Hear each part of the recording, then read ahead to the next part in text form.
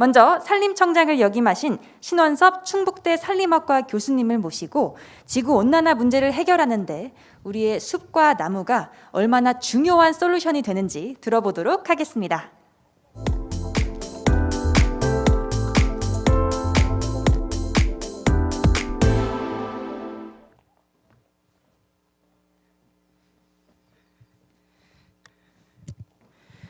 네, 먼저 사회적 거리가 굉장히 많이 유지되고 또 제가 30분 정도 말씀을 드려야 되기 때문에 마스크를 좀 벗고 말씀을 드리겠습니다.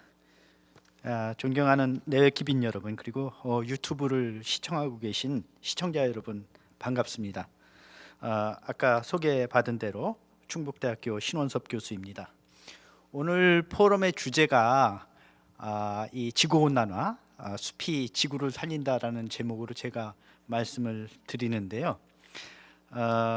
오늘 포럼 주제에 맞지 않게 저는 여러 기빈 여러분들 또 이 귀한 자리에서 말씀을 드리려니까 몹시 떨립니다. 어쨌든 이런 그 귀한 자리에 저를 초대해 주시고 또 지구 위기를 대응하는 데 있어서 산림이 왜 중요한지, 이 숲을 가지고 어떻게 경영을 해야만이 이 환경 위기, 지구 기후의 위기를 대응할 수 있는지, 이런 기회를 주신 이 한국 포럼 또 한국일보 대단히 감사하다는 말씀 드립니다.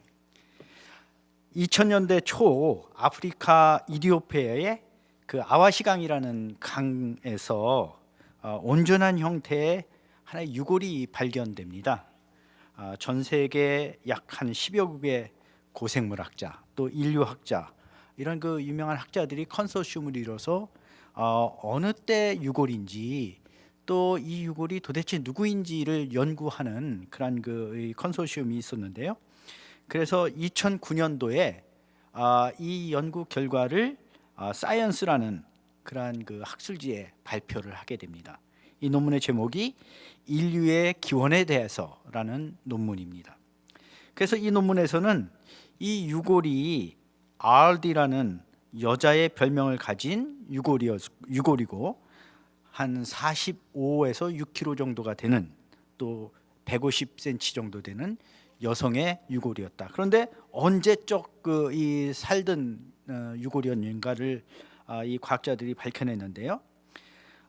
현생 인류의 가장 오래된 조상의 유골이었고 약 460만 년 전 이 지역에서 살았던 우리의 가장 오래된 조상이었다고 밝히고 있습니다.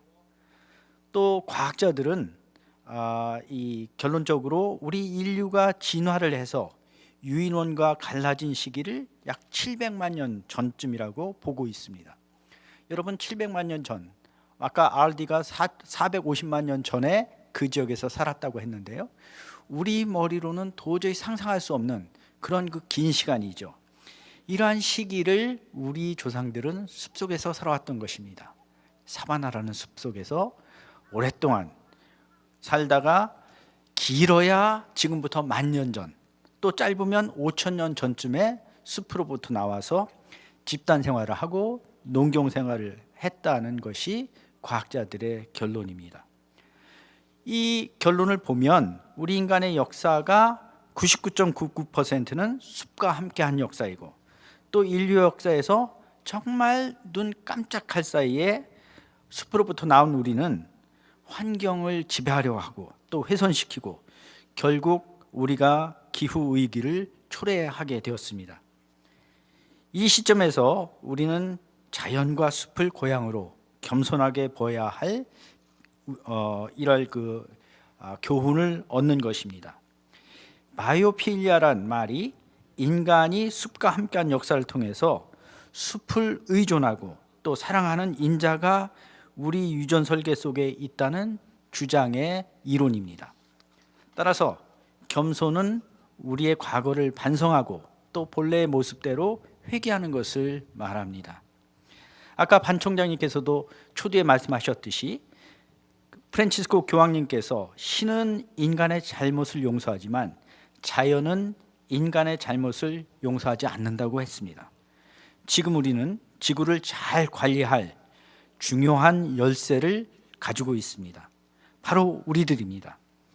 내가 쓰고 있는 숲과 자연은 내 것이 아니고 우리 것이 아니고 먼 미래 세대로부터 빌려 쓰는 것이라는 인식으로 자연을 대해야 할 때입니다. 지구촌의 기후 위기는 이제 눈앞의 현실입니다. 이 그림에서 보시듯이 우선 우리나라의 고유 수종인 구상나무가 있습니다. 한라산, 지리산 등에 많이 분포하는 나무인데요. 한라산의 조사를 최근 통해서 보면 구상나무의 약 40% 정도가 고사 중에 있다고 합니다. 또한 알래스카의 르콩드 빙하 같은 경우에는 예상보다 무려 100배 이상이나 빨리 녹아내린다고 보고하고 있습니다. 또 이런 심각성을 경고하는 학자는 2030년에 북극해 빙하가 완전히 사라질 것이라고 경고하고 있습니다. 또한 지금과 같은 속도라면 남극의 경우 2070년도면 해수면이 적어도 25cm, 많으면 1m까지 상승한다고 예상하고 있습니다. 사막화 역시 심각한 현실입니다. 사막화라는 것은 건조 지역의 숲과 초지가 사라지는 토지 황폐화를 이야기합니다. 건조지대에는 세계 육지 면적의 약 46.2%를 차지하고 있고 이 건조지역의 70%가 아시아와 아프리카 지역에 존재하고 있습니다. 이 건조지역의 10% 정도가 현재 심각한 사막화가 이루어지고 있는 중입니다.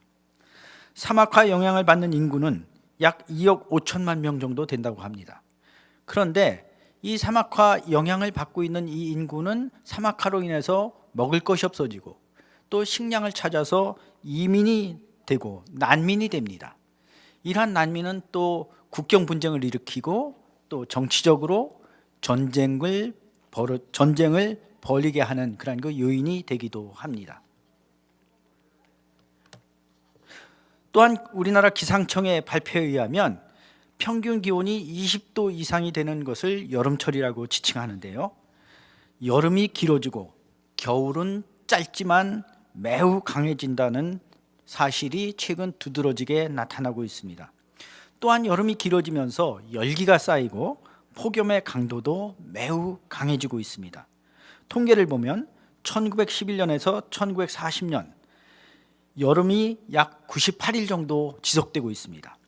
1971년에서 2000년까지 여름이 111일, 또 1981년에서 현재까지 여름이 118일로 늘어나게 됩니다.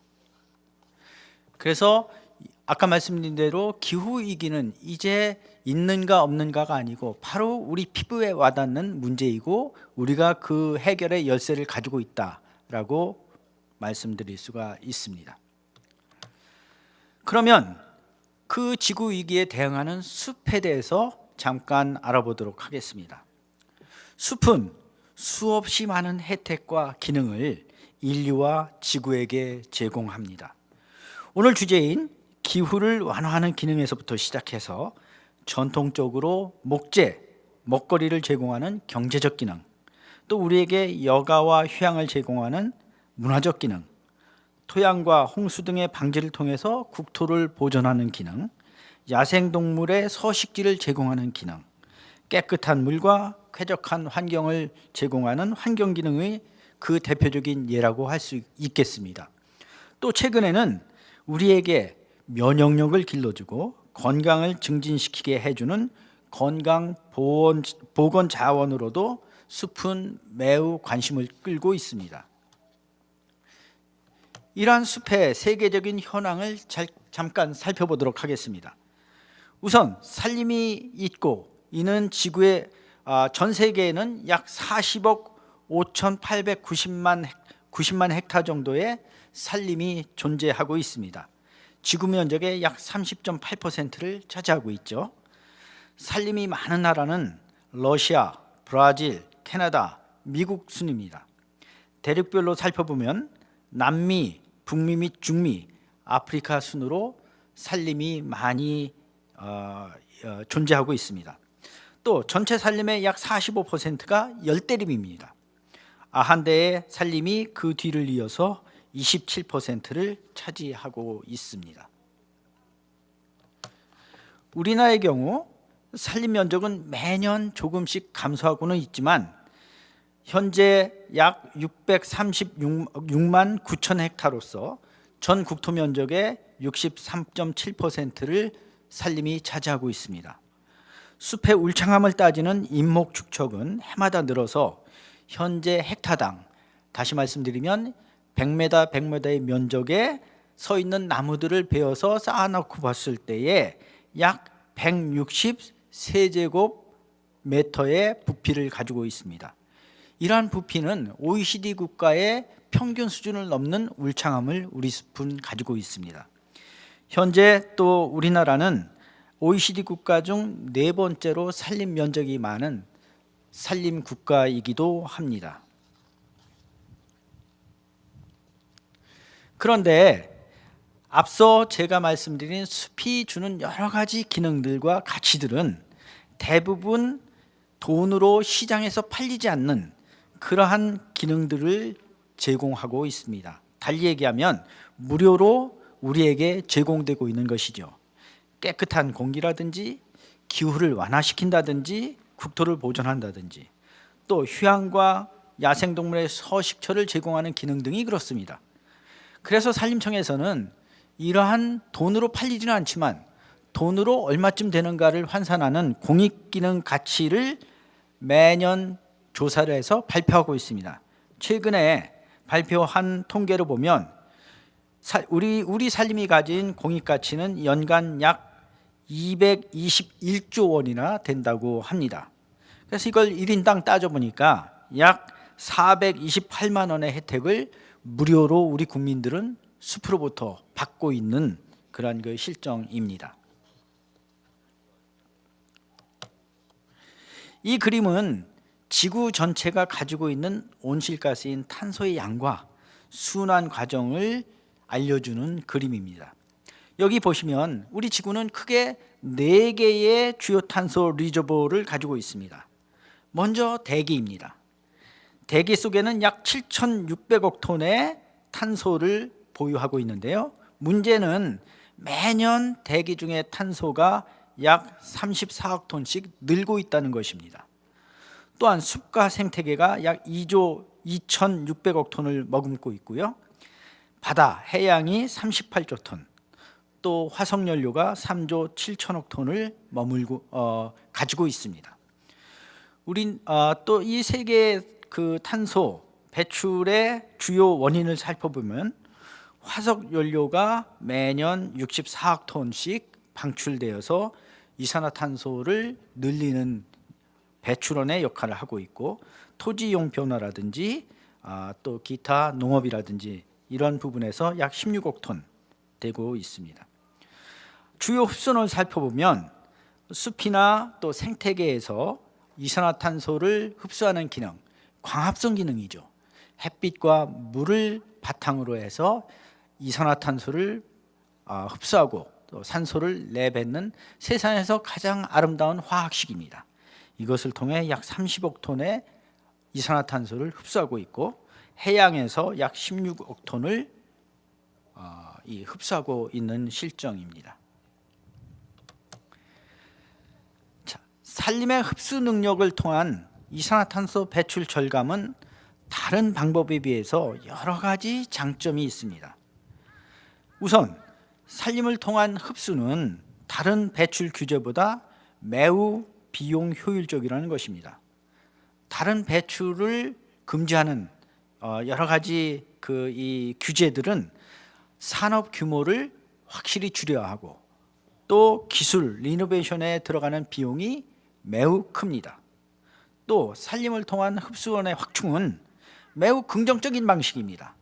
산업 활동을 규제하지 않고 배출 규제는 산업 활동을 규제하는 배출 규제는 대부분 금지하고 또 바꿔야 되는 굉장히 부정적인 방식이라고 볼 수가 있겠죠. 그러나 산림을 통한 배출은 매우 긍정적인 방법입니다. 또한 기후 대응에 합리적이면서도 그 외에 더 많은 효과도 산림은 가져다 줍니다.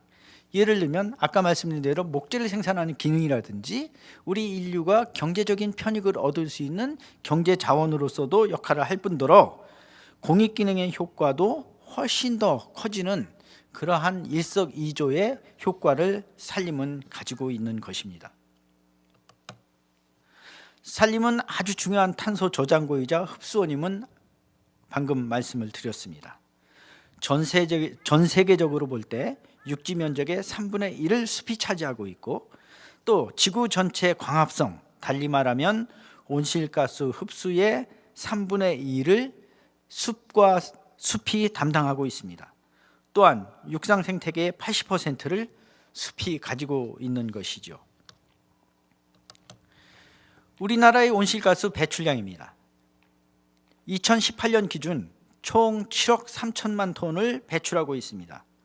화석 연료라든지 산업공정, 에너지 소비를 통해서 약 6억 9천만 톤의 이산화탄소를 배출하고 있습니다. 총 배출량의 95%를 차지하고 있죠. 농업이라든지 또 농지 전용, 토지의 전용, 폐기물 이러한 것들로 인한 배출이 4천만 톤, 약 5%나 됩니다. 그래서 아까 반 총장님 말씀에 우리나라가 기후 악당이라는 별명을 얻었다고 하듯이 우리나라는 전 세계 약 11위 정도 되는 탄소 배출 국가입니다. 흡수량을 보면 산림에서 4,560만 톤 이산화탄소를 흡수하고 있고요. 전체 배출량의 약 6.3%를 산림이 흡수하고 있는 실정입니다. 산림이 가진 탄소 흡수원과 저장의 장점, 효율성 때문에 산림은 국제사회가 인정하는 기후 위기에 아주 적합한 수단으로 자리매김하고 있습니다. 특히 유엔에서는 산림의 전용과 황폐화를 막는 REDD 프로그램을 2019년에 만들고 권장하고 있습니다. 2020년 다보스 경제포럼에서는 1조 나무 심기가 주 아젠다로 떠올라고 있습니다. 이 아젠다가 지금 확산이 돼서 전 세계로 퍼져나가고 있는 실정입니다. 이러한 세계적인 추세와 기후 위기에 선도적으로 대응하기 위해서 현재 우리나라도 2050 탄소 중립을 선언했는데요. 주 내용은 현재 배출량인 7억 900만 톤을 3억 9,400만 톤으로 낮추는 것을 골자로 하고 있습니다. 이 감소분의 7%인 2,200만 톤을 국내 산림을 통해서 상쇄하고자 하는 목표를 가지고 있습니다. 따라서 탄소 흡수원으로 산림의 역할을 매우 강화시키겠다는 것입니다. 이 목표를 달성하기 위해서 우선 우리의 산림 여건을 살펴보는 것이 매우 중요합니다. 잘 아시는 대로 우리나라의 숲은 70년대, 80년대 인공적으로 조림된 인공숲입니다. 따라서 50년 이상 산림의 비율이 2020년에는 10.2%, 30년이 되면 33%, 50년이 되면 72%가 넘을 것이라는 예상을 하고 있습니다. 숲의 노령화가 굉장히 빨리 되고 있는 것이죠. 문제는 이러한 숲이 생장이 빨라지고 그 크기가 성장이 빨라질 때와 비례해서 이산화탄소의 흡수량이 왕성해진다는 것입니다. 여기 이 그래프를 보시면 숲의 나이에 따라서 탄소 흡수량이 얼마나 연관이 되는가 하는 그래프를 보여주고 있는데요. 그래프 보시는 것 같이 20년에서 30년 되는 나무가 가장 활발하게 이산화탄소를 흡수하고 있습니다. 그래서 50년 이상 되면 이 흡수량이 점점 더 떨어지기 시작해서 현재 약 온실가스의 4,560만 톤의 흡수량이 그냥 이대로 두면 아이러니컬하게도 2050년이 되면 1,400만 톤으로 감소하게 된다는 사실입니다. 따라서 당연히 이러한 감소 능력을 막기 위해서는 여러 가지 노력이 필요합니다. 우선 숲의 다양성을 유지하는 것이 필요합니다. 숲의 다양성이라는 것은 단순한 영급을 다양한 영급으로, 아까 얘기했듯이 노령화된 숲을 젊은 숲으로도 바꾸고 다양한 나이의 숲으로 바꿔주는 것이 필요합니다. 또 수종을 다양화할 필요도 있습니다. 과거 우리가 50년, 60년 전쯤에 이 국토를 녹화하기 위해서는 굉장히 잘 자라고 척박간탕에서 자라는 그러한 그 수종들 중심으로 나무가 심겨져 왔습니다. 이제는 그 지역의 특성상 또는 토양의 특성상, 기후의 특성상 거기에 맞는 각 이 고유 수종들이나 다른 대체 수종들이 많이 도입돼야 됩니다. 또한 이 우리나라의 숲을 탄소 흡수가 굉장히 크게 효율적으로 이 대응하는 숲으로 만들기 위해서는 68%나 되는 사유림의 문제가 해결되지 않고는 굉장히 어렵습니다. 현재 우리나라는 아까 말씀드린 대로 전 산림의 68%가 개인이나 기업이나 사찰이나 회사나 이런 각 사유가 소유하고 있는 그런 그 숲입니다. 현재 현재 이 산주수로 보면 약 218만 명의 산주가 우리나라에 존재하고 있습니다. 평균 소유 면적은 2헥타 정도, 5헥타 미만의 산주가 전체 산주의 90%를 차지합니다. 대부분의 산주가 그 지역에 살지 않고 도시에 살고 있습니다. 따라서 이러한 구조적인 산림의 소유 문제는 산주들로 하여금 경영 의지가 별로 없게 하고, 따라서 이러한 산주들의 경영 의지를 어떻게 넓히느냐, 또 이러한 숲을, 사유림의 숲을 얼마나 활발하게 경영하느냐에 따라 달려 있다고 보겠습니다. 또 경영 활성화를 위해서 인프라가 필요하다는 지적입니다. 우리나라 숲은 특히 경사가 높고 또 이 인력이 없기 때문에 기계화, 작업화가 굉장히 시급한데, 그러기 위해서는 작업도로, 임도가 필요합니다. 현재 우리나라의 임도 실정은 헥타당 약 3.5m뿐이 되지 않습니다. 일본의 경우 13m, 독일의 경우 약 46m가 됩니다. 현저하게 숲을 잘 경영하기 위해서는 이러한 인프라 구축이 또 시급한 실정입니다. 탄소 저장고인 목재 이용이 현저하게 낮습니다. 국내 목재 수급률이 현재 16% 되지 않습니다. 이러한 16%나 되는 16%뿐이 되지 않는 목재 자급률을 약 30% 이상 올려야지만이 이 경영이 활성화되고 또 이산화탄소 흡수 능력을 높이는 그런 그 산림으로 바꿀 수 있다는 것입니다. 또한 수확된 목제품, Harvested Wood Product라고 하는데요, 약자로는 HWP라고 합니다. 이 목제품들은 기후변화 협약에서 탄소 저장고로 인정되고 있습니다. 그런데 아까 말씀드린 대로 이러한 낮은 자급률과 현재 1인당 이러한 목제품의 사용 이 양은 0.6 세제곱미터뿐이 되지 않습니다. 그래서 현재 산림청에서는 2050년 이러한 1인당 목제품의 사용량을 2 세제곱미터까지 늘리려는 목표를 지금 가지고 있습니다. 우리나라 숲을 기능별로 구분한 그래프입니다. 앞서 설명한 대로 노령화된 숲을 개선시키기 위하여, 또 다양한 수종으로 바꾸기 위하여, 또 경영 인프라의 구축을 위하여 이러한 것들이 탄소 흡수의 기능 개선을 위해서 필요하다고 말씀을 드렸는데요. 전 산림 면적의 36.7%를 차지하는 목재 생산림에 주목할 필요가 있습니다. 모든 임지를 다 베어내서 새로운 수종으로 바꾸는 것보다는 이러한 목재 생산림의 중심으로 보존 가치가 높은 산림 보호지역은 철저히 보호하고, 이 36.7%가 되는 목재 생산림을 중심으로 탄소 흡수 능력이 현저하게 떨어지는 산림을 개선할 필요가 있습니다. 이렇게 함으로써 산림의 약 70%를 차지하고 있는 30년에서 50년이 되는 단술림을 다양한 숲으로 바꿀 수 있고, 또 활력이 있는 숲으로 변화시켜서 기후변화에 대응할 수 있도록 하여야 합니다. 노령화된 숲을 개량함과 더불어 새로운 산림탄소 흡수원을 확충하는 것도 매우 필요합니다. 신기후체제의 남북공동 대응이라든지 국제협력으로 산림탄소 흡수원을 마련할 필요가 있는 것이죠. 현재 남북협력을 통해서 가장 우선시되고 있는 협력 사업이 바로 새로운 탄소 흡수원이 될 수가 있는 것입니다. 또한 산림탄소 흡수원 확대가 이 REDD 플러스를 통해서 확대시키는 방법도 매우 중요합니다. 현재 아시아, 아프리카, 중남미 지역에 약 250만 헥타의 REDD 사업을 진행 중에 있고요. 이러한 REDD 사업은 산림 전용 황폐화로 탄소가 배출되는 것을 저감시키고 지속 가능한 산림 경영으로 이 탄소 흡수량을 증가시키는 것입니다.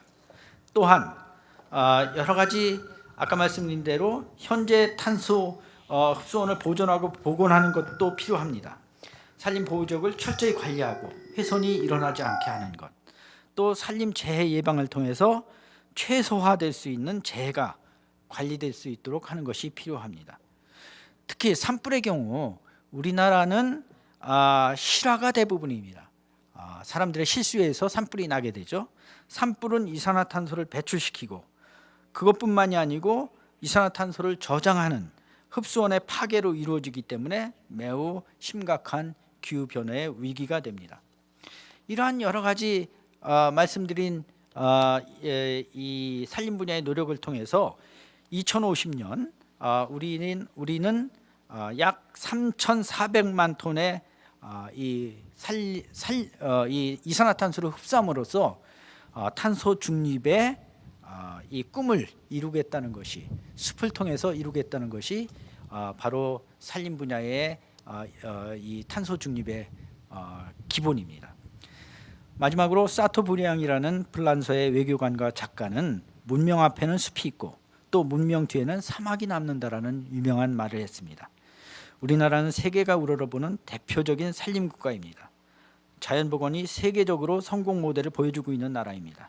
이러한 자부심과 또 자랑스러운 경험을 가진 우리나라는 산림의 탄소 흡수력 유지, 증진 이러한 것들에 대한 선진적인 대응으로 2050년 탄소 중립 3,400만 톤에 충분히 기여할 수 있는 긍지와 경험을 가지고 있다고 생각합니다. 숲이 바로 우리의 희망입니다. 여러분 감사합니다.